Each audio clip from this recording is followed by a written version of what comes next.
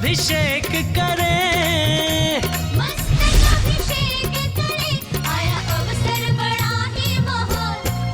सर्वार्थ ध्यानम सिंधी विंदी सर्व दुर्भाग्यम सिंधी विंदी सर्वायशः सिंधी विंदी सर्व पापम सिंधी विंदी सर्व अविद्याम सिंधी विंदी सर्व प्रतिवायम सिंधी विंदी सर्व कुमतिम सिंधी विंदी सर्व भयम सिंधी विंदी सर्व गुरुग्रह भयम सिंधी विंदी सर्व दुःखम सिंधी विंदी सर्वाप्नत्यम सिंधी विंदी ओम त्रिभुवन शिखर शिखर शिखामणि त्रिभुवन गुरु त्रिभुवन जनता वैदांतायक सर्वम धर्म साम्राज्य नायक महती मावरे सन्मति विराति वीर वर्तमान नाम अलंकार शिमावरी शासन प्रभावात सर्वे जन भक्ता सुखिनो भवन्तु। ओम ह्रीं श्रीं क्लीं ऐं नमादि नमादि जमुदिपे मेरुण दक्षिण भागे भरक्षेत्र आर्यकंडे भारत देशे उत्तर प्रदेशे अयोध्या तीर्थ क्षेत्रे विनिर्माण संवत 2549 समय मासोत्तम मासे आषाढ़ मासे शुक्ल पक्षे एकादशी तिथौ गुरुवासरे कल्पद्रुम महामंडल अष्टानिका पर्व अवसरे विधिमाना यम शांतिधारा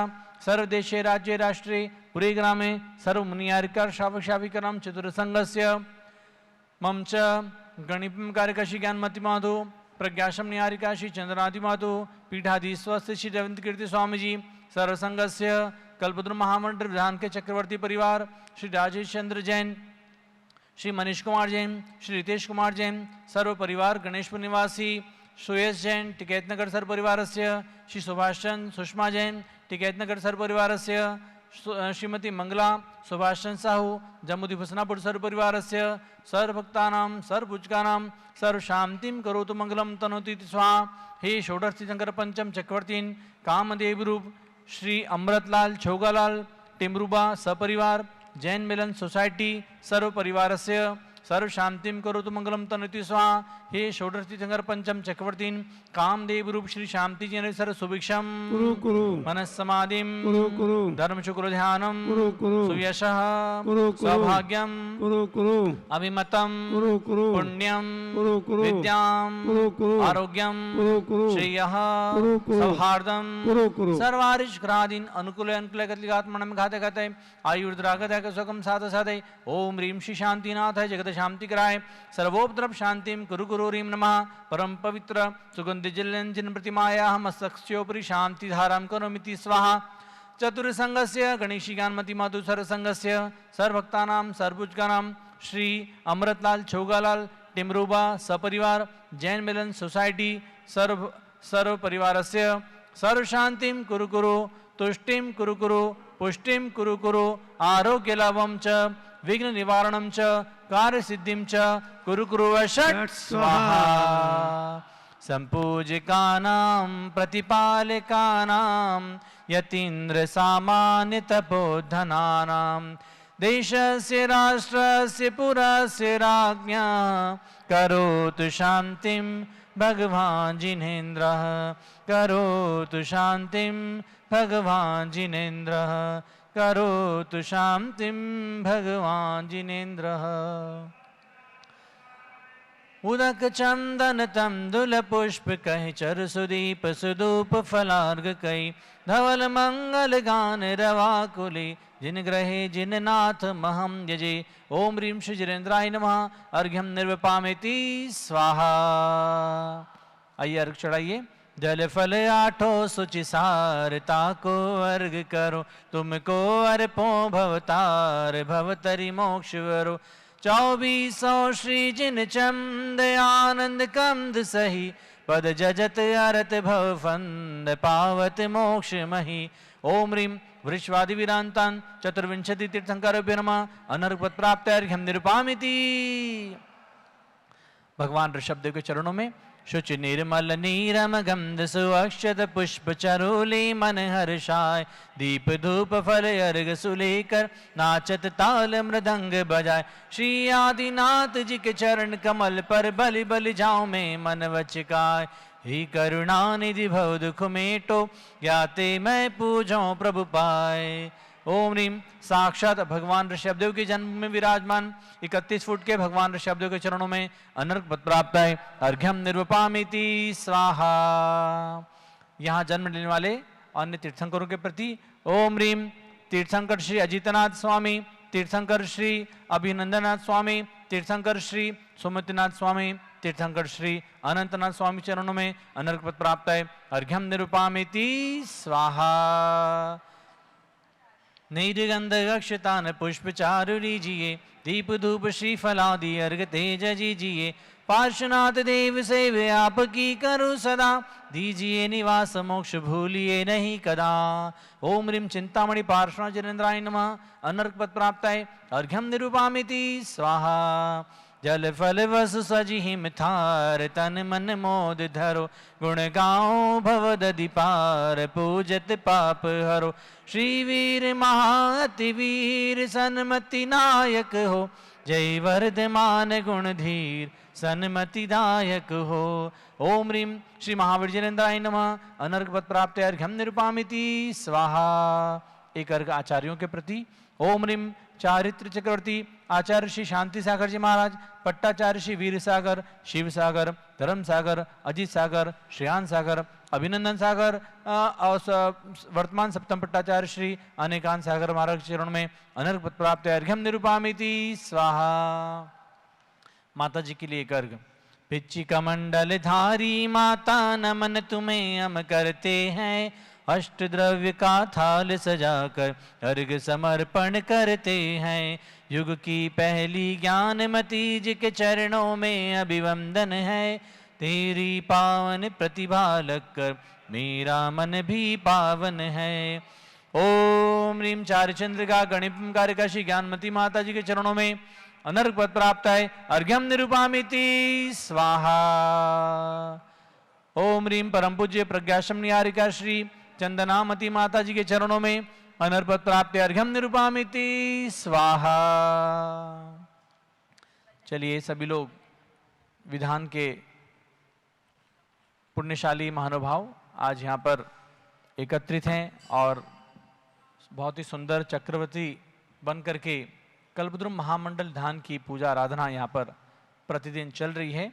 ऐसे अष्टानी का पर्व अत्यंत पावन पवित्र अनादि निधन ये पर्व हम सब के बीच में आया है और इसका आनंद हम सब केवल अयोध्या में नहीं, मैं समझता हूँ बहुत सारे जगहों पर ये विधान संपन्न हो रहे हैं और सभी लोग सभी भक्तजन इस अष्टानी का पर्व का पुण्य अर्जित कर रहे हैं। तो आइए ऐसे अवसर पर अब हम पूज्य माता जी के मंगल प्रवचन को सुनना चाहेंगे और पूज्य माता जी से निवेदन कि आज के इस अवसर पर अपनी मंगल प्रवचन हम सबको प्रदान करें। ओम नमः सिद्धेभ्यः। ओम नमः सिद्धेभ्यः। ओम नमः सिद्धेभ्यः। ओम नमः सिद्धेभ्यः। ओम नमः सिद्धेभ्यः। ओम नमः सिद्धेभ्यः। ओम ह्रीं विश्वशांतिकराय श्री शब्देवाय नमः। ओम ह्रीं विश्व शांतिकराय श्री ऋषभदेवाय नमः। ओम ह्रीं प्रयाग तीर्थे वटवृक्षतले दीक्षा कल्याणक प्राप्ताय। ओम ह्रीं प्रयाग तीर्थे वटवृक्षतले दीक्षा कल्याणक प्राप्ताय। ध्यान मग्न श्री शब्देवाय नमः। मानवंग श्री ऋषभदेवाय नमः। अब हम और आप सभी नंदीश्वर पर्व के व्रत के मंत्र में चलेंगे। आज है आषाढ़ शुक्ला एकादशी। आज का मंत्र है ओम ह्रीं चतुर्मुख संज्ञाय नमः। ओम ह्रीं चतुर्मुख संज्ञाय नमः। आज के दिन जो विधिवत अठाई का व्रत करते हैं, अष्टानी व्रत करते हैं, तो आज के दिन अमोदरी का विधान है भूख से कुछ कम खाना। एक बार एक आसन में भी भूख से कुछ कम खाना।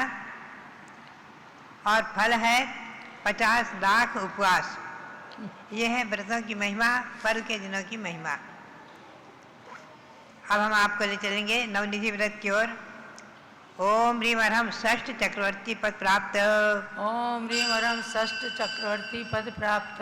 श्री कुंथुनाथाय नमः। श्री कुंतुनाथाय नमः। नवग्रह शांति मंत्र का बोलेंगे। ओम ह्रीं अरहम गुरु ग्रहारिष्ट शांति कराय। ओम ह्रीं अरहम गुरु ग्रहारिष्ट शांति कराय। श्री महावीर जिनेन्द्राय नमः। श्री महावीर जिनेन्द्राय नमः। ओम ह्रीं श्री श्री त्रिंशत् चतुर्विंशति तीर्थंकरेभ्यो नमः। ओम ह्रीं श्री त्रिंशत् चतुर्विंशति तीर्थंकरेभ्यो नमः। ओम ह्रीं श्री चक्रवर्ती भरत सामने सिद्ध परमेष्ठिने नमः। ओम ह्रीं श्री चक्रवर्ती भरत स्वामिने सिद्ध परमेष्ठिने नमः।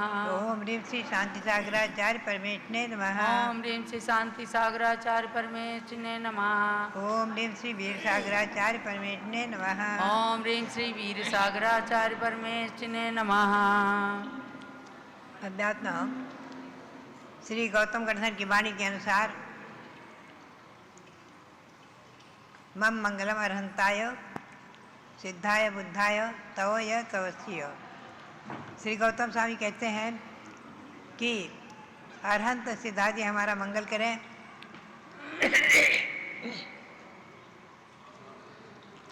तप 12 प्रकार के तप और तपस्वी जो इन तप को करने वाले तपस्वी भी हमारा मंगल करें।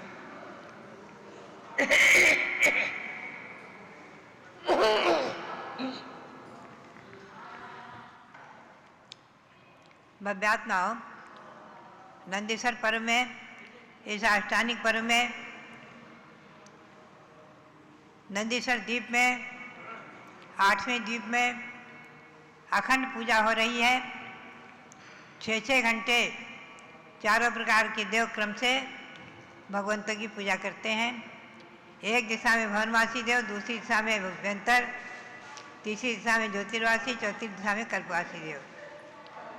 6 घंटे होने के बाद में दिशा क्रम से बदलते रहते हैं, तो 24 घंटे में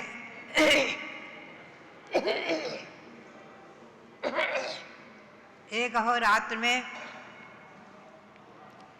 चारों प्रकार के देव चारों दिशाओं में पूजा कर लेते हैं। ये क्रम अनादि से बना हुआ है, अनादिकालीन है और अनंतकालीन है। अब हम आपको ले चलें, यहाँ जो कल्पद्रुम विधान हो रहा है, इस कल्पद्रुम विधान में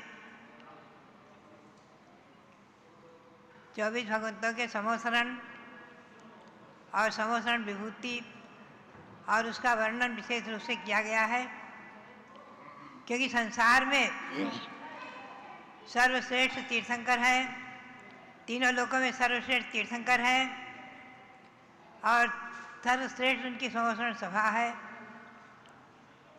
इस समोसरण सभा में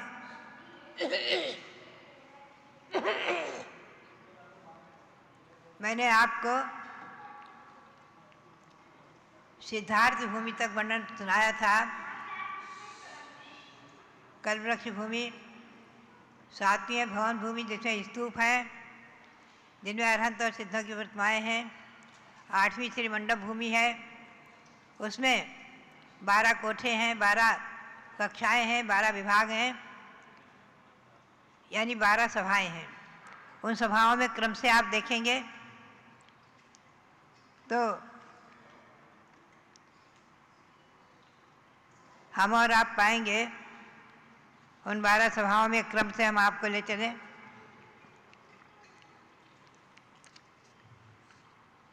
पहली सभा में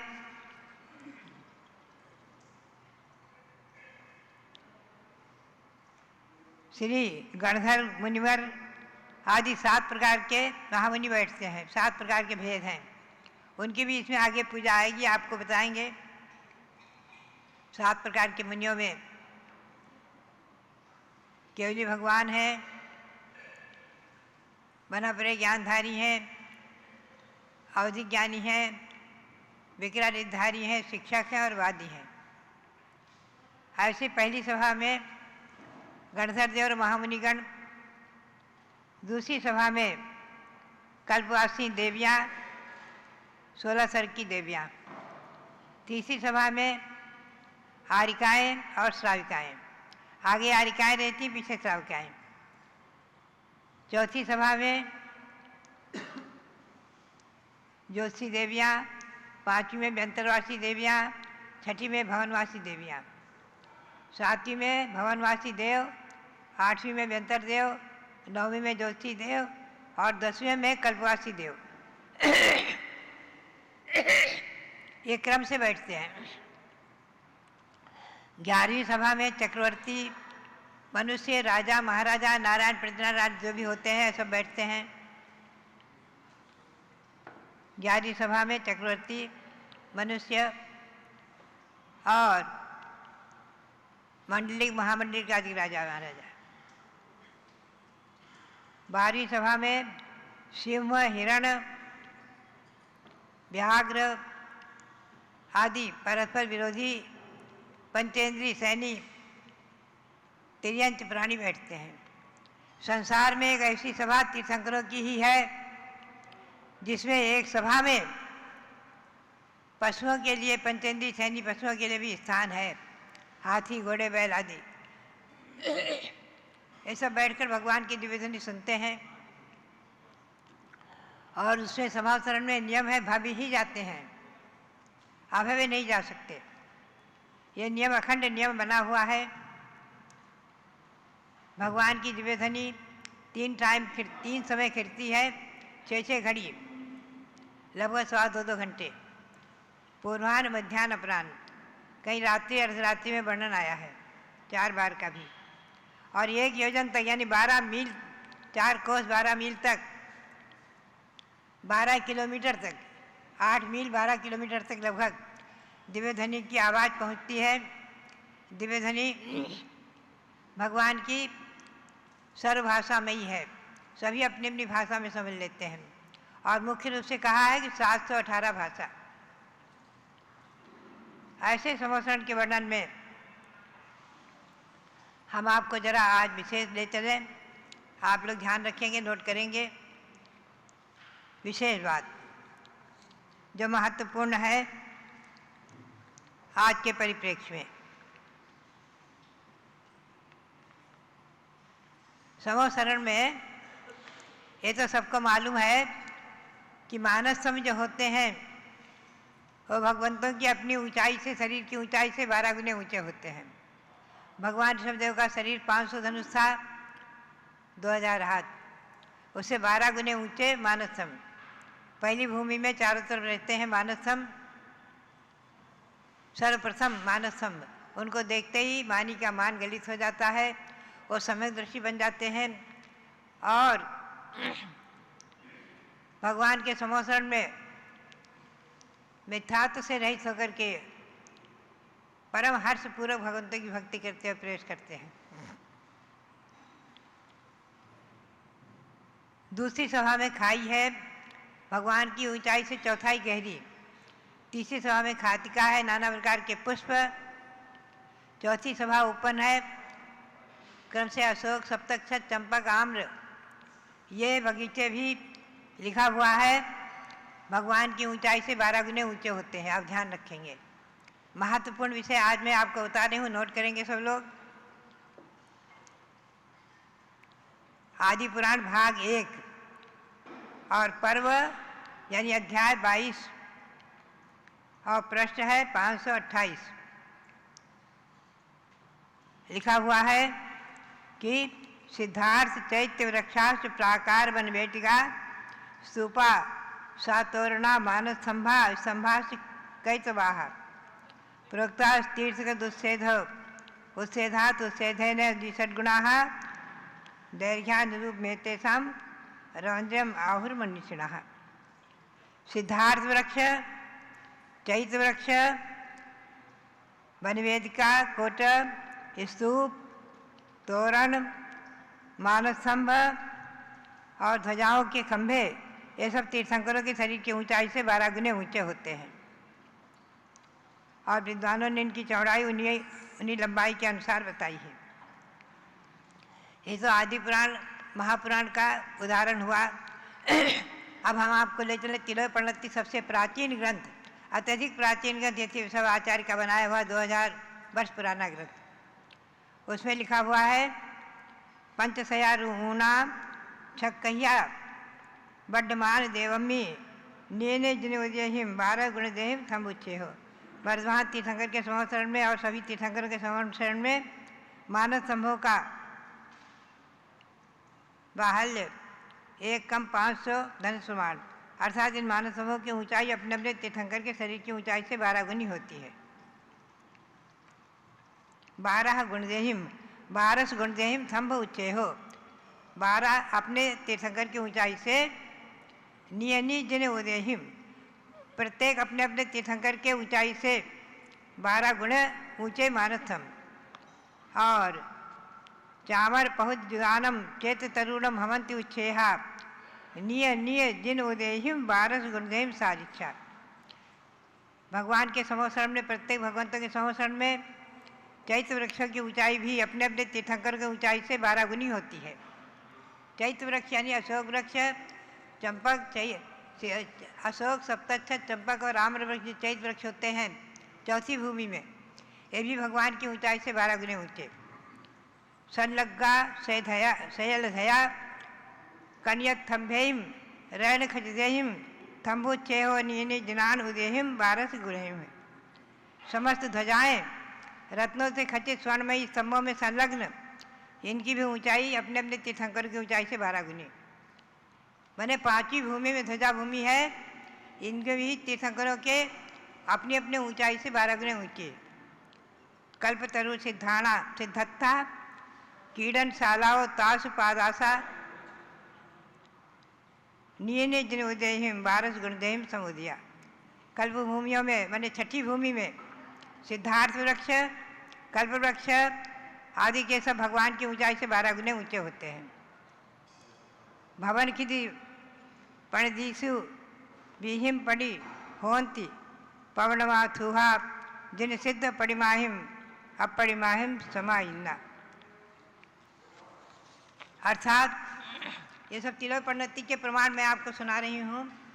भवन भूमि में जो प्रत्येक वीथी में जिन अरहंत और सिद्धों की प्रतिमाओं से सहित 9 स्तूप होते हैं, ये स्तूप भी भगवान की ऊंचाई से 12 गुने ऊंचे होते हैं, अपने अपने भगवंतों की ऊंचाई से 12 गुने ऊंचे होते हैं।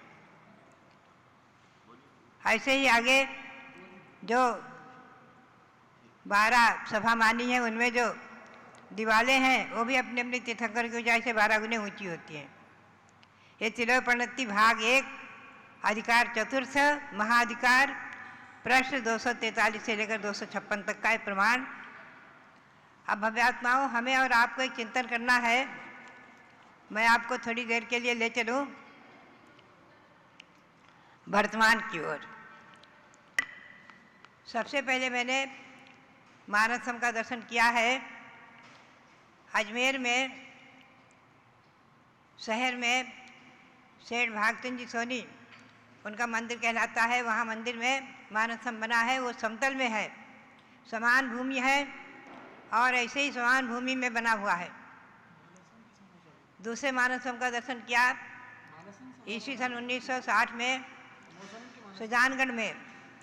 वहाँ भी मानसम जो बना हुआ है एक मंदिर में, वो भी समतल भूमि में है, बराबर से समोसरण जो समोसरण बना हुआ है समतल भूमि में है, बराबर 8 भूमियाँ समतल में हैं, जैसे कि यहाँ आप अयोध्या में पाएंगे समतल में। और भी अनेकों जगह प्राचीन समोसरण जो हमें प्राप्त हुए, सुनने में आए, देखने में आए, प्रायः सभी समतल भूमि पर है। समतल भूमि में बराबर उनकी भूमियाँ हैं।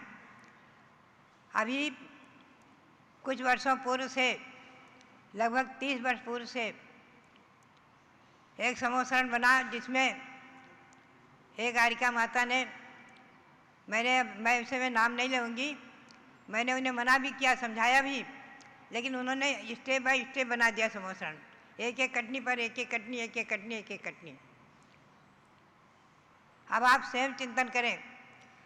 हमें आश्चर्य और खेद भी होता है कि उसकी नकल प्रायः सभी जगह हो रही है। समय शिखर में उसकी नकल हुई, उसी की नकल हस्तिनापुर में प्राचीन मंदिर ने की, प्राचीन मंदिर वालों में बनाई, और उसकी नकल प्रायः कई जगह की गई।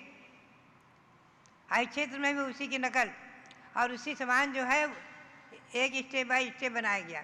अब आप चिंतन करें, यह आपके और हमारे चिंतन का विषय है कि जब मानस सम भगवान की ऊंचाई से 12 गुने हैं और आगे चौथी भूमि में चैत्र वृक्ष 12 गुने ऊंचे हैं भगवान की ऊंचाई से, सिद्धार्थ में 6ठी भूमि में, 5वीं भूमि में ध्वजा भूमि, सब ध्वजाएँ सब भगवान की ऊंचाई से 12 गुने ऊंचे हैं। और भवन भूमि में स्तूप, ये भी 12 गुने ऊंचे हैं। तो ये सब मानव स्तंभ से ऊंचे हो जाएंगे कि नहीं, बताओ आप। मानव स्तंभ पहली भूमि में है, मानव स्तंभ पहली भूमि में है। चौथी भूमि में चैत्र वृक्ष हैं, पांचवी भूमि में ध्वजाएं हैं, छठी भूमि में सिद्धार्थ वृक्ष हैं, सातवीं भूमि में स्तूप हैं। ये सब भगवान की ऊंचाई से 12 गुने ऊंचे माने हैं शास्त्र में, आदि पुराण में, तिलपर्ण इत्यादि ग्रंथों में। तो ये सब मानव स्तंभ की ऊंचाई से अगर स्टेप बाय स्टेप बनाएंगे, एक पर एक ऐसी जो आग बनाने की परंपरा बन गई, तो ये मानव स्तंभ से ऊंचे हो जाएंगे कि नहीं। 12 गुने ऊंचे करते जाएंगे तो मानव स्तंभ से ऊंचे होंगे कि नहीं, मानव स्तंभ से ऊंचे हो जाएंगे ना। तो ये आगम के परिप्रेक्ष्य में गलत है कि नहीं, ये चिंतन करने का विषय है। मैं तो आज इस भारत चैनल के माध्यम से जो भी हमारे श्रावकगण, भक्तगण, भाव्यगण, विद्वान लोग और कुछ साधु भी जो हमारी बात सुन रहे हैं, मैं सबसे निवेदन करूंगी, सबसे कहूंगी, आप इस पर चिंतन करें, विचार करें, तिलोपणति का स्वाध्याय करें, आदि पुराण का स्वाध्याय करके इन पंक्तियों को पढ़ें, देखें। मानव स्तंभ से ऊंचाई अधिक किसी की होनी नहीं चाहिए। और अगर आप एक पर एक ऐसे बनाते जाएंगे भूमियाँ, तो निश्चित ही मानव स्तंभ से ऊंचे चैत्र वृक्ष, चैत्र से ऊंचे सिद्धार्थ वृक्ष, ध्वजा भूमि, ध्वजाओं से ऊंचे सिद्धार्थ वृक्ष, सिद्धार्थ वृक्ष से ऊंचे स्तूप होते चले जाएंगे, जो कि ये गलत है। आगम के परिप्रेक्ष्य में आप चिंतन करें। आज आश्चर्य इस बात का होता है, जो इसे क्या कहा जाए, होंडा और सर्पणी की दोस्त, या क्या कहा जाए कि गलत की नकल प्राय अधिक लोग कर रहे हैं, और सही जो बने हुए संवत्सरण पुराने थे, अजमेर में, सुजानगढ़ में आदि अनेक जगह, चांदखेड़ी आदिकों में, उन पुराने संवत्सरण की नकल कोई नहीं कर रहा है। और आगम के परिप्रेक्ष्य में जो होना चाहिए उसकी नकल कोई नहीं कर रहा है। ऐसा क्यों होता है? मेरी प्रेरणा से सन 1993-94 में जो अयोध्या में संवत्सरण बना, वो समतल भूमि में बना है, आगम के परिप्रेक्ष्य में पुराने संवत्सरण को नकल देख करके, उसकी नकल के अनुसार। हस्तिनापुर में जो संवत्सरण बना है, लगभग 40 फुट की ऊंचाई पर, 50 फुट की ऊंचाई पर, वो संवत्सरण भी, उसमें सभी भूमियाँ समतल में हैं, सभी भूमियाँ समतल में हैं, 8 भूमि समतल में हैं। जो संवत्सरण का श्री विहार कराया गया था पूरे भारत में ईस्वी सन 1998 में, और दिल्ली से तालकटोरा स्टेडियम से तत्कालीन प्रधानमंत्री अटल बिहारी जी वाजपेयी आदि को कर्मठ से उद्घाटन हुआ था। हमारे वीवी धनंजय जैन जिसमें अध्यक्ष थे और आगे थे, वो संवत्सरण का श्री विहार भी जो है, संवत्सरण जो बना था धातु का, पीतल का, बहुत सुंदर, उसे एक रथ में विराजमान करके पूरे भारत में घुमाया गया है। वो संवत्सरण भी, उसकी 8 भूमियाँ समतल में हैं। वो संवत्सरण लगभग 2.5 वर्ष तक पूरे भारत में विहार करके उसका श्री विहार मंगल विहार हुआ। पुनश्च उस संवत्सरण को प्रयाग में, जहाँ भगवान ऋषभदेव का प्रथम केवल ज्ञान हुआ है, ऐसे प्रयाग की भूमि पर जो तीर्थ बना है इलाहाबाद प्रयाग में, महाकुंभ नगर में, वहाँ पर वो संवत्सरण विराजमान है। एक तरफ बीचों बीचों कैलाश पर्वत दिखाया गया है, दाईं तरफ भगवान ऋषभदेव दीक्षा मुद्रा में खड़े हैं, क्योंकि प्रथम दीक्षा भगवान ने प्रयाग में ली है बट वृक्ष के नीचे, और भगवान को केवल ज्ञान भी, ऋषभदेव को केवल ज्ञान भी प्रयाग में हुआ है, ऐसा वर्णन ग्रंथों में आया है। भगवान ऋषभदेव के 2 कल्याणक अयोध्या में हुए हैं, गर्भ कल्याणक, जन्म कल्याणक, दीक्षा कल्याणक और केवल ज्ञान कल्याणक प्रयाग में हुए हैं। भगवान अजितनाथ के 4 कल्याणक, गर्भ, जन्म, तप और केवल ज्ञान, अयोध्या में हुए हैं। भगवान अभिनंदन नाथ, सुमंतनाथ और आनंदनाथ के भी 4 कल्याणक अयोध्या में हुए हैं। ऐसे 18 कल्याणक से पवित्र भूमि है अभी वर्तमान में, और अनादिकाल से तो अनंत अनंत तीर्थंकरों की जन्मभूमि है और आगे रहेगी। तो संवत्सरण के बारे में मैं चिंतन कर रही हूँ, कई बार ध्यान कराती हूँ, चिंतन करती हूँ कि आज जो गलत बन गए समोसरण उनकी नकल सब कर रहे हैं, प्राय अधिकतम लोग कर रहे हैं। और सही जो समोसरण बने हुए थे पुराने प्राचीन और आगम के परिप्रेक्ष्य में तिलोपनति आदि पुराण आदि के आधार से उसकी नकल, उसका अनुसरण क्यों नहीं करते हैं? ये क्या कहा जाए? कलिकाल का अभिशाप या नवे भवे प्रीति, नई रचना जो बन जाती चाहे गलत हो उसकी, उसमें सबको अनुराग और प्रीति हो जाती है, पुराने को भूल जाते हैं। लेकिन हमेशा ध्यान रखो, अपनी प्राचीन संस्कृति, अपने प्राचीन आगम ग्रंथ और प्राचीन रचना और आगम के अनुचिंतन के अनुसार आगम के परिप्रेक्ष्य में उसे हमें नहीं भुलाना चाहिए। हमें आज आगम चक्षु साहू, शास्त्र में श्री कुंद देव ने कहा है कि साधु जो है आगम चक्षु है, आगम ही उनका नेत्र है, आगम ही उनका चक्षु है। वर्तमान में हमारे सामने केवली नहीं है, मना परिज्ञानी नहीं है, अवधि ज्ञानी नहीं है, आगम ही हमारा नेत्र है, हमारा चक्षु है, आगम ही सब कुछ है, प्रमाण है। और आगम भी आज के लिखे हुए नहीं, आज के विद्वानों के और हमारे तुम्हारे लिखे हुए नहीं। आगम जो है आचार्यों के, प्राचीन आचार्यों के, सरखंडागम ग्रंथ के रचयिता धरसेन आचार्य के शिष्य पुष्पवंत भूतबली, आदि पुराण के कर्ता भगवान जिनसेन, तिलोपनति का कर्ता यतिवृषभ आचार्य, ऐसे ऐसे पुराने ग्रंथों के ग्रंथ ही हमारे लिए प्रामाणिक हैं। उनके परिप्रेक्ष्य में हमें और आपको स्वाध्याय करके चिंतन अवश्य करना चाहिए। समोसरण के बारे में खास करके आज यहाँ समोसरण की रचना बनी हुई है और ये इसका रुको, ये तुम गलत कर रहे हो।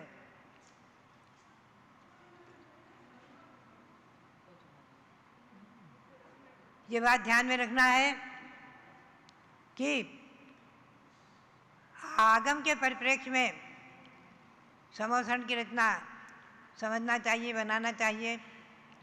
मानस हमसे ऊंचे आगे की कोई चीज़ नहीं होनी चाहिए। मानस स्तंभ स्तूप तक सब चीज़ें भगवान की ऊंचाई से 12 गुने ऊंची मानी है। ये सब बराबर समतल भूमि में ही आठों भूमि बनानी चाहिए। मेरा मतलब यह अभिप्राय है, यही कथन है, यही आज के कथन का, आज के उपदेश का सार है। आज भगवान के समोसरण को नोन करते हुए आप मंत्र का उच्चारण करेंगे। ओम ह्रीं समोसरण पद्म सूर्य वृषभादि वर्धमानान्तेभ्यो नमः। ये समोसरण की रचना कल्पद्रुम विधान हमारे और आपके लिए, सारे विश्व के लिए, करने वाले, कराने वालों के लिए, देखने वालों के लिए, सबके लिए मंगलकारी हो और सारी संप्रदाय, हर संप्रदाय के वालों के लिए, हर वर्ग के लोगों के लिए, हर जाति के लोगों के लिए, सबके लिए, हमारे राष्ट्र शासन प्रशासन के लिए, राष्ट्रपति, प्रधानमंत्री, मुख्यमंत्री आदि सबके लिए क्षेमकारी, मंगलकारी, अतिशयकारी होवे और सब अहिंसा परमो धर्म का अनुसरण करते हुए हमारे भारत को विश्व की क्षिति तक पहुँचाएँ, अयोध्या तीर्थ क्षेत्र को विश्व की क्षिति तक पहुँचाएँ। इसी भावना के साथ पुनः सबके लिए बहुत बहुत मंगल आशीर्वाद। बहुत बहुत जय बोलो भारत गौरव दिव्य शक्ति गणिनी प्रमुख श्री ज्ञानमती माता जी की, कल्पद्रुम मंडल विधान की जय। भव्यात्माओं, आप सभी भक्ति गंगा में तो स्नान कर ही रहे हैं, लेकिन इसके साथ में आपका स्वाध्याय भी हो रहा है। संक्षेप में आपने समझ लिया होगा कि एक नीली नीली गोल शिला धन कुबेर बनाता है अधर आकाश में, और उस पर समोसरण की रचना समतल पर होती है, भूमि पर। स्टेप बाय स्टेप जो समोसरण जहाँ जहाँ भी बने हैं, आगम के आधार से वह निराधार ठहरते हैं और गलत भी कहे जाते हैं।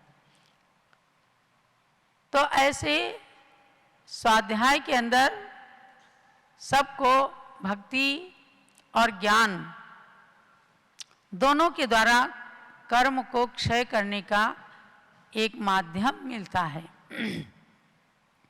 आदि पुराण के अंदर एक वर्णन आया कि भगवान ऋषभ देव ने जब युग की आदि में अयोध्या में जन्म लिया तो जिन माता मरु देवी से देवियां गूढ़ प्रश्न करती थी, आपको भी ज्ञानमती माता का उत्तर थोड़ा गूढ़ लगा होगा क्योंकि आगम की बात बताती हैं, लेकिन इससे ज़्यादा गूढ़ प्रश्नों के उत्तर माता मरु देवी दिया करती थी। और उनके पास जब देवियां रहती थी तो तरह तरह के प्रश्न करती और वे उत्तर देती तो मनोरंजन होता था। तो एक बार की बात है कि एक देवी ने प्रश्न किया, हे जिन माता आप मेरे प्रश्न का उत्तर दीजिए। बोले क्या? बोले कि आपके गर्भ में कौन है, आपके पास क्या चीज नहीं है और संसार को कौन सी चीज ऐसी है जो परेशान करती है। यानी एक ही देवी ने एक साथ कितने प्रश्न किए? 3। आपके गर्भ में क्या है, आपके पास क्या चीज नहीं है और संसार को क्या चीज परेशान करती है। हे माँ, आप इनका उत्तर 2 शब्दों में ही दीजिए और तीनों के उत्तर में अंतिम शब्द जो है एक जैसा होना चाहिए। अब वो तो ठहरी देवियां, उनके मन में तो कुछ भी आता था, लेकिन जिन माता इतनी अच्छी इतनी ज्ञानी होती थी, क्योंकि उनके तो गर्भ में 3 ज्ञानधारी भगवान बैठे हुए हैं, तो उन्होंने कहा देवी सुन, तुक सुक और रुक। बोलो क्या? तुक सुक और रुक। तो उसका उत्तर नहीं समझ पाई हो तो माँ ने कहा कि देखो मेरे गर्भ में तुक माने पुत्र हैं, तीर्थंकर पुत्र हैं। संस्कृत में पुत्र के लिए तुक शब्द का प्रयोग आया है। मेरे गर्भ में तीर्थंकर पुत्र हैं और दूसरे प्रश्न का उत्तर दिया कि आपके पास क्या चीज नहीं है, उसका उत्तर दिया सुख। सुख माने शोक, शोक चिंता कष्ट नाम की चीज मेरे पास नहीं है। तो तीसरा प्रश्न था उसका कि संसार को क्या चीज परेशान करती है, तो उन्होंने कहा रुक।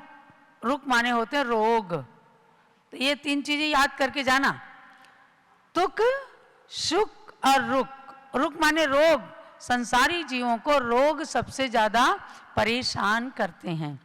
इसीलिए कहा है पहला सुख निरोगी काया। तो 2 शब्दों में उत्तर दिया माने, तीनों प्रश्नों के उत्तर 2-2 शब्द में दिए और तीनों उत्तर के अंत में क शब्द था, तो एकदम फिट बैठ गया उत्तर।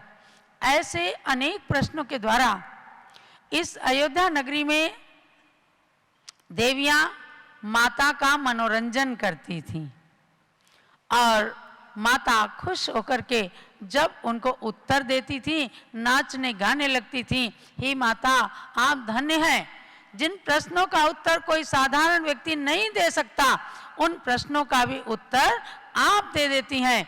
तो तुक सुख और रुक इन 3 उत्तर के माध्यम से माँ ने देवियों को बता दिया कि मेरे गर्भ में तीर्थंकर महान पुत्र हैं, मेरे पास शोक नाम की चीज नहीं है और संसारी जीवों को रोग परेशान करते हैं।